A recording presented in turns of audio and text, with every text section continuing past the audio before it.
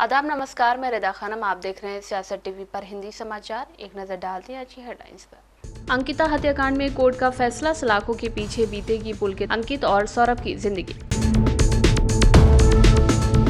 काराकाट से पीएम मोदी ने पाकिस्तान को दिया सख्त मैसेज, कहा आतंकी ठिकानों को बना दिया खंडर। रेवंत रेड्डी के बयान से आया सियासी उबाल, बोले मोदी कभी युद्ध नहीं जीत सकते। सरकारी इंजीनियर के घर से 2 करोड़ का कैश बरामद, डर के मारे खिड़की से फेंकने लगा नोटों के बंडल। विक्रमगंज की सभा में विपक्ष पर सीएम नीतीश ने साधा निशाना, कहा महिलाओं के लिए नहीं हुआ काम। फंड की कमी ने यूएन को किया कंगाल, बचत के लिए 6,900 कर्मचारियों को निकालेगा। अब समाचार विस्तार से। उत्तराखंड के बहुचर्चित अंकिता भंडारी हत्याकांड में आज कोटद्वार की अपर जिला एवं सत्र न्यायाधीश की कोर्ट ने अपना फैसला सुना दिया है। कोर्ट ने इस हत्याकांड में पुलकित आर्या, सौरभ भास्कर और अंकित गुप्ता को दोषी ठहराया है। तीनों को उम्र कैद की सजा दी गई है। इसमें तीनों अभियुक्तों को आजीवन कारावास हो गई है। 302 में कन्विक्ट हो गए हैं और 201 में 302 में आजीवन कारावास और 50,000 रुपये जुर्माना न देने की, उसमें एक वर्ष का अतिरिक्त साधारण कारावास और आजीवन कारावास, कठोर कारावास होगा। 201 में 5 वर्ष का सजा और 10,000 रुपये का जुर्माना न देने के, उसमें 2 माह का अतिरिक्त कारावास। 354 कौ में पुलकित आर्या को 2 वर्ष का कठोर कारावास और 10,000 रुपये जुर्माना। 10,000 रुपये जुर्माना न देने के आवास में 1 माह का अतिरिक्त कारावास। अभी पुलकित आर्या पे अनैतिक देह व्यापार अधिनियम की धारा 5(1) घ में 5 वर्ष का कठोर कारावास और 2,000 रुपये का जुर्माना न देने के, उसमें 2 माह का अतिरिक्त कारावास। सौरभ भास्कर को 302 में आजीवन कारावास कठोर, सौरभ भास्कर और अंकित उर्फ पुलकित गुप्ता को 302, 201 और अनैतिक देह व्यापार अधिनियम में सजा सुनाई गई है। और इसमें 302 में आजीवन कारावास, 50,000 रुपये जुर्माना न देने के, उसमें 1 वर्ष का अतिरिक्त साधारण कारावास। और सौरभ भास्कर को 201 में 5 वर्ष का कारावास, 10,000 रुपये जुर्माना न देने के, उसमें 2 माह का अतिरिक्त कारावास। सौरभ भास्कर को और अंकित उर्फ पुलकित गुप्ता को 5(1) घ अनैतिक देह व्यापार अधिनियम में 5 वर्ष का कठोर कारावास और 2,000 रुपये का जुर्माना। और ये जुर्माना न देने के, उसमें 2 माह का अतिरिक्त कारावास की सजा माननीय न्यायालय के द्वारा सुनाई गई है। माननीय न्यायालय ने नीट पीजी 2025 परीक्षा का आयोजन देश भर में निर्धारित विभिन्न केंद्रों पर एक ही पाली में किया जाएगा। 2 पालियों में परीक्षा आयोजन करने की चुनौती देने वाली याचिका पर सुनवाई के दौरान आज सुप्रीम कोर्ट ने एग्जाम एक पाली में आयोजित करने का फैसला सुनाया। एग्जाम का आयोजन 15 जून को सीबीटी मोड में किया जाएगा। सुप्रीम कोर्ट ने आज नेशनल बोर्ड ऑफ एग्जामिनेशन को निर्देश दिया है कि वो नीट पीजी 2025 की परीक्षा का आयोजन 2 शिफ्ट में ना करे बल्कि 1 शिफ्ट में सुनिश्चित करे। कोर्ट ने एनबीए को निर्देश दिया है कि वो पारदर्शिता सुनिश्चित करते हुए एग्जाम को एक ही शिफ्ट में आयोजित करने की व्यवस्था करे। कोर्ट ने कहा कि 15 जून को होने वाली परीक्षा के लिए आवश्यक व्यवस्था करने के लिए अभी समय बचा है। शीर्ष अदालत ने याचिका पर सुनवाई करते हुए कहा कि निकाय के पास केंद्रों की पहचान करने के लिए अभी भी पर्याप्त समय है। दूसरे राहत दावे से संबंधित मुद्दे पर परीक्षा समाप्त होने के बाद विचार किया जाएगा। प्रतिवादियों की ओर से दिया गया एक और तर्क यह है कि भले ही परीक्षा निकाय अधिक केंद्रों की पहचान करने के लिए एक संदर्भ देता है, लेकिन उसे अधिक समय की आवश्यकता हो सकती है, जिसके परिणाम स्वरूप परीक्षा आयोजित करने में देरी हो सकती है। प्रधानमंत्री नरेंद्र मोदी ने बिहार के काराकाट से एक बार फिर से पाकिस्तान और आतंकवाद पर हमला बोला है। पीएम मोदी ने कहा है कि अगर आतंक का फन उठेगा तो कुचल दिया जाएगा। उन्होंने ऑपरेशन सिंदूर का भी जिक्र किया। प्रधानमंत्री ने कहा कि बिहार की धरती से दोहराना चाहता हूं कि ऑपरेशन सिंदूर में भारत की जो ताकत दुश्मन ने देखी है, दुश्मन समझ लें ये तो हमारे तरकश का केवल एक ही तीर है। जिन लोगों ने पाकिस्तान में बैठकर हमारी बहनों का सिंदूर उजाड़ा था, हमारी सेना ने उनके ठिकानों को खंडहर में बदल दिया है। भारत की बेटियों के सिंदूर की शक्ति क्या होती है, ये पाकिस्तान ने भी देखा और दुनिया ने भी देखा। जिस पाकिस्तानी सेना की छत्र छाया में आतंकी खुद को सुरक्षित मानते थे, हमारी सेनाओं ने एक ही झटके में उनको भी घुटनों पर ला दिया। पाकिस्तान के एयरबेस, उनके सैन्य ठिकाने हमने कुछ ही मिनट में तबाह कर दिए। ये नया भारत है, ये नए भारत की ताकत है। बिहार के मेरे प्यारे भाइयों बहनों, ये हमारा बिहार वीर कंवर सिंह जी की धरती है।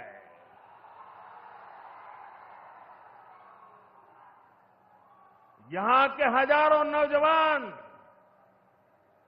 देश की सुरक्षा के लिए सेना में, बीएसएफ में अपनी जवानी खपा देते हैं। ऑपरेशन सिंदूर में दुनिया ने हमारी बीएसएफ का भी अभूतपूर्व पराक्रम। तेलंगाना के मुख्यमंत्री ए रेवंत रेड्डी ने बीते कल प्रधानमंत्री नरेंद्र मोदी पर तीखा हमला करते हुए कहा था कि उन्हें 140 करोड़ भारतीयों को बताना चाहिए था कि हालिया सैन्य संघर्ष के दौरान पाकिस्तानी सेना ने हमारे कितने राफेल विमान गिराए, जिसके बाद भाजपा भड़क गई है। अब इस पर पलटवार करते हुए प्रमोद तिवारी का बयान सामने आया है। मुझे दृढ़ विश्वास, मेरे जैसे करोड़ों भारतवासियों को ये संकल्प है, दृढ़ विश्वास है, और ख़ास तौर से जब कन्याकुमारी से कश्मीर तक की जिस तरह जोखिम भरी यात्रा राहुल गांधी ने की है, वो एक नई शख्सियत के तौर पर उभरे हैं। हमें पूरा भरोसा है जिस दिन राहुल गांधी के हाथों में शक्ति होगी और भारत का निर्णय लेने का अधिकार होगा, उस दिन पाक ऑक्युपाइड कश्मीर भारत माता के नक्शे पर हिंदुस्तान का हिस्सा होगा। ये मेरा विश्वास है, क्योंकि वो एक बहुत ही दृढ़ निश्चयी व्यक्ति है। मैं एक बात और कहना चाहता हूं विनम्रता से, वो साफ गोई पसंद करते हैं। कल मैं देख रहा था, एयरपोर्ट से यात्रा हो रही थी, भाजपा कार्यालय, पोस्टर कैसे लगे थे हमारी वीर बहादुर उन दो सैन्य अधिकारियों के, जिन्होंने हमारी आवाज बन के अपनी बात रखी थी। और उसमें ही एक पोस्टर, एक नहीं कई पोस्टरों में कैप लगाए सशस्त्र बलों की वर्दी में भारत के प्रधानमंत्री दिखाई पड़ रहे हैं। ऑपरेशन सिंदूर के बाद केंद्रीय गृह मंत्री अमित शाह अपने 2 दिवसीय जम्मू कश्मीर दौरे पर पहुंचे हैं। उन्होंने एक हाई लेवल मीटिंग की, इसके साथ ही अधिकारियों को आदेश भी दिए। दूसरे दिन यानी कि आज उन्होंने पाकिस्तान की गोलीबारी में मारे गए लोगों के परिजनों को नियुक्ति पत्र भी सौंपे। यहां संबोधित करते हुए उन्होंने सेना की तारीफ करते हुए कहा कि हमारी सेना ने हर आतंकी हमले का मुंहतोड़ जवाब दिया है। नरेंद्र मोदी जी के प्रधानमंत्री बनने के बाद तुरंत ही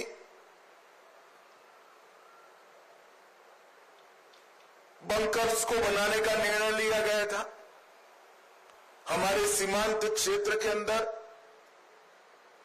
लगभग 9,500 से ज्यादा बंकर बनाए गए,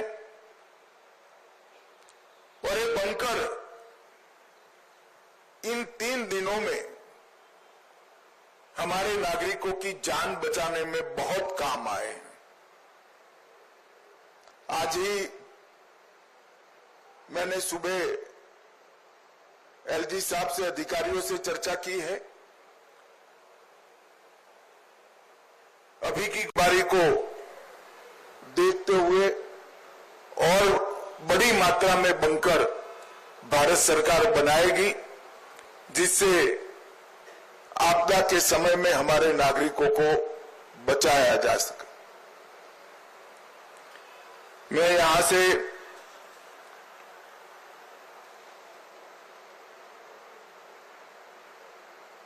जो धार्मिक स्थान क्षतिग्रस्त हुए हैं और कुछ रिहायशी इलाकों में भी वहां के लोगों को मिलने जाने वाला हूं।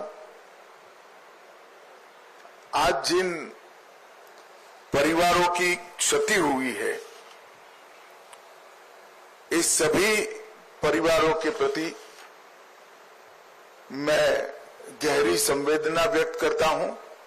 पूरा देश, जम्मू कश्मीर सरकार, भारत सरकार आपके साथ चट्टान की तरह खड़े हैं।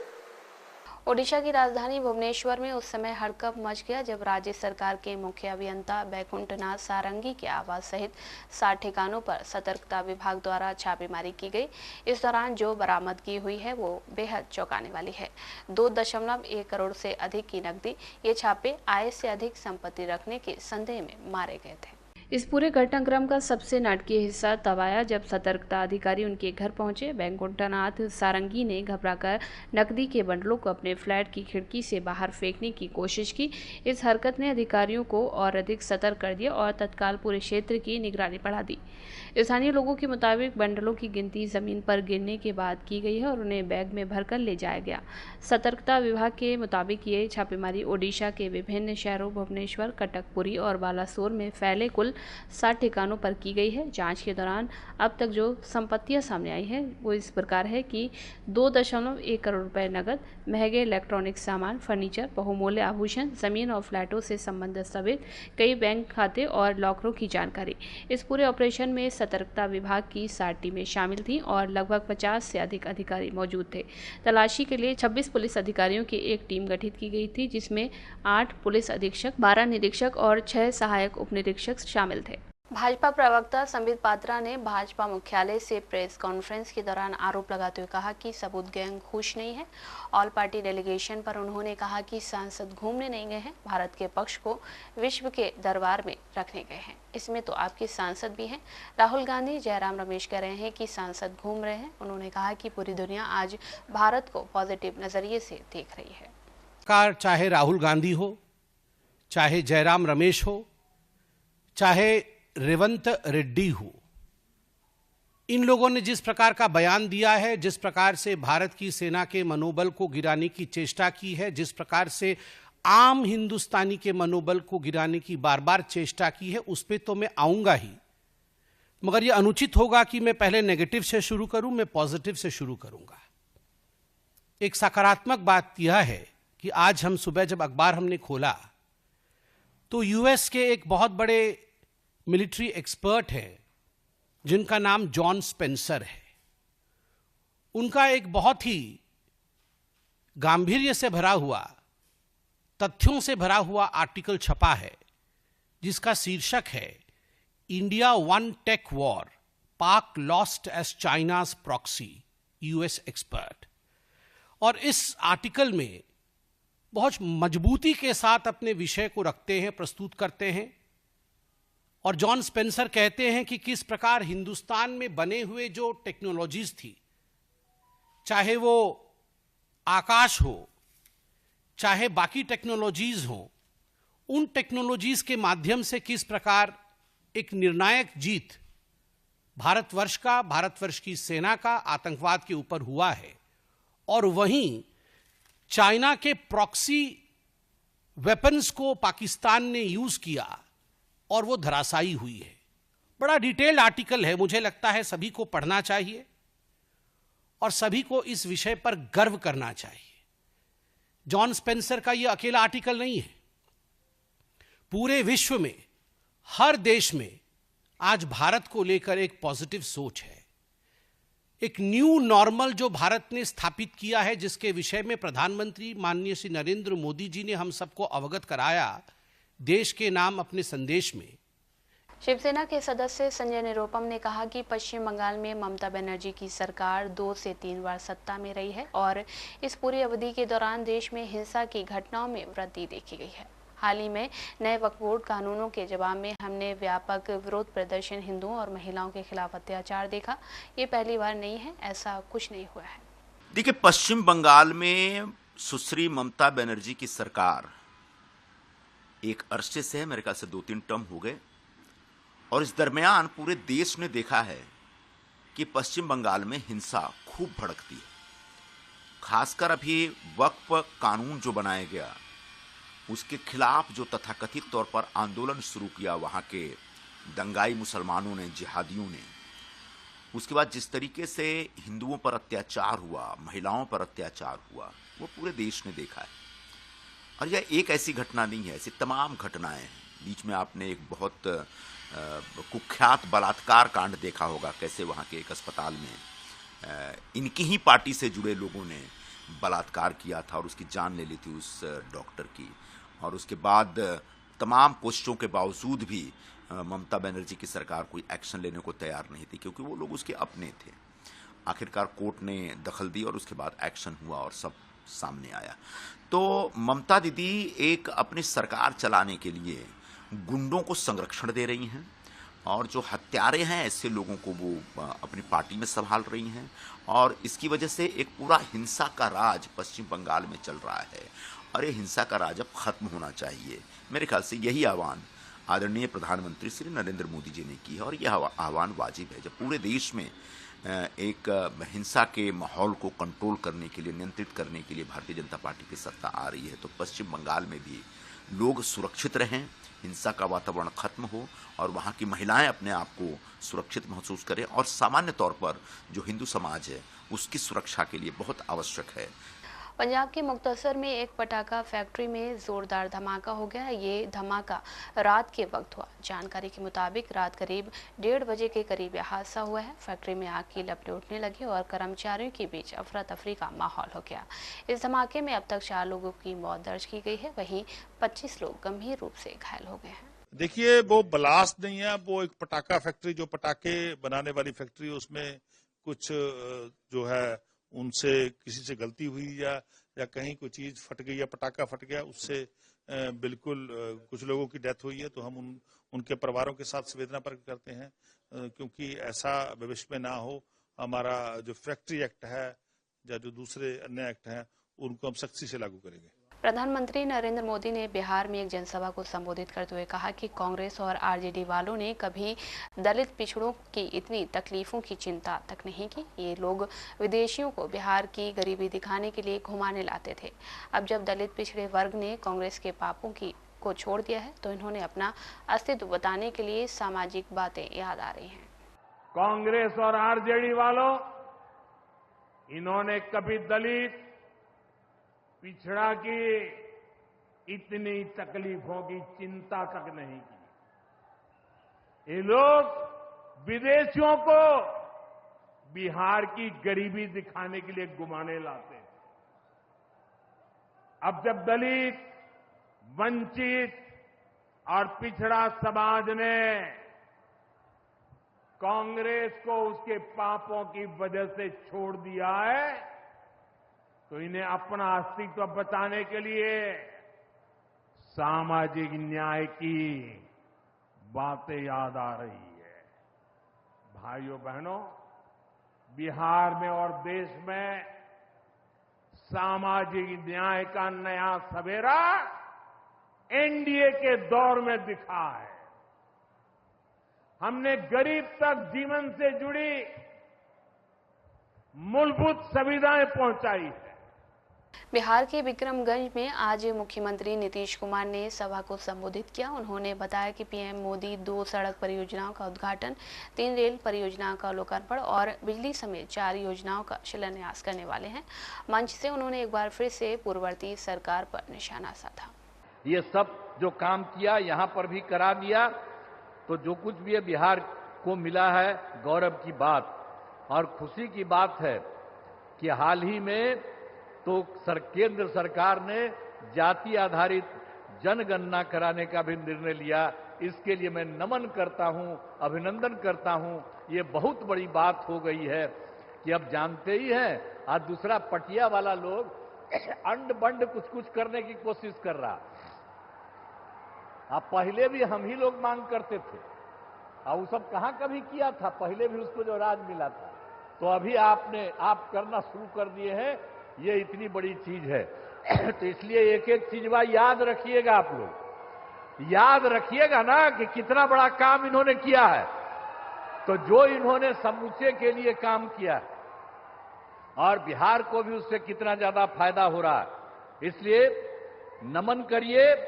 और हम यही कहेंगे कि आदरणीय प्रधानमंत्री जी का आभार व्यक्त करते हैं और उनको बहुत बहुत हम धन्यवाद देते हैं। गठबंधन द्वारा उठाई गई प्रमुख मांगों पर आरजेडी नेता मनोज कुमार झा ने कहा कि आपको याद होगा कि हमने गठबंधन की ओर से कुछ प्रस्ताव रखे थे। सबसे पहले हमने पूछा कि बिहार को विशेष राज्य का दर्जा क्यों नहीं दिया जाए। यदि आप कह रहे हैं कि पैरामीटर बदल दिए गए हैं और मापदंडों को कार्यकारी आदेशों के माध्यम से भी बदला जा सकता है। नहीं, इस पे क्या कहूँ, प्रधानमंत्री हैं देश के। 2 दिवसीय में 1 दिवस तो बीत गया, आज दूसरा दिवस है।